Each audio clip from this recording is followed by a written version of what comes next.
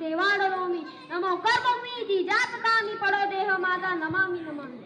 कित्येक लढाया लढून कित्येक बलिदान देऊन कित्येकांची आहुती वाहून अखेरचे स्वातंत्र्य आपल्या पदरी पडले. स्वातंत्र्य या शब्दाचा अर्थ फक्त त्यांनाच माहिती आहे, त्यांनी पारतंत्र्य पाहिले. स्वातंत्र्याचे मूल्य शब्दात सांगता येणार नाही, इतके मोठे आहे. आपण तर खूपच नशिबान आहोत, कारण आपण स्वतंत्र भारतात जन्म घेतला. भारत, हिंदुस्थान, इंडिया हे शब्द फक्त तोंडावर जरी आले ना, आपलं रक्त सळसळायला लागतं.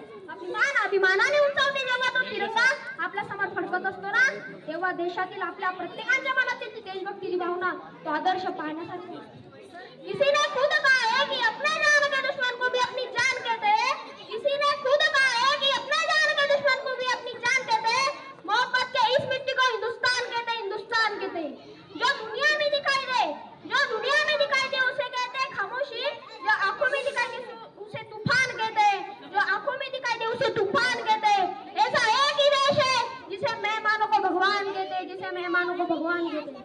आपल्या भारताला सोन्याची चिडिया म्हणतात, कारण आपल्या भारतासारखा समृद्ध शेतीप्रधान कृषीप्रधान दुसरा कोणता देश त्या काळात तरी नव्हता. म्हणून कदाचित इंग्रजांना भारतातून बाहेर पाऊल टाकताना खूप त्रास झाला असेल.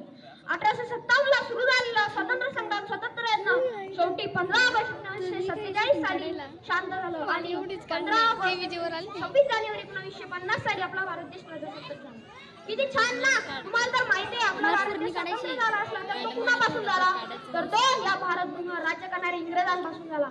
जन्म विद्यांपासून नाही, जाती भेदांपासून नाही, तर ते कार्य अजून सुद्धा चालू आहे. डॉक्टर बाबासाहेब आंबेडकर, महात्मा फुले, लालबहादूर शास्त्री यांच्यासारख्या नेत्यांनी खूप प्रयत्न केले. समाजसेवकांनी पण खूप प्रयत्न केले या स्वतंत्र भारताला सुराज्यात बदलण्यासाठी. पण खंत यायची वाटते, पण खंत यायची वाटते. आजही हे कार्य पूर्णत्वास गेले नाही. आजही हवी तशी प्रगती, तो स्वप्नातला भारत